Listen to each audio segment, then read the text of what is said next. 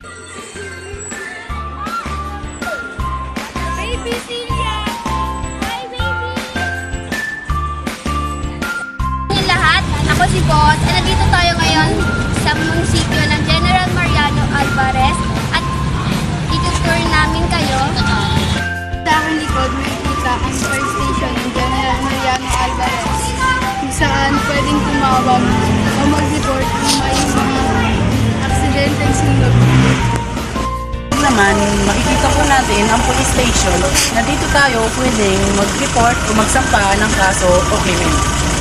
Ating waiting area kung saan masarap tumambay at magpahangin.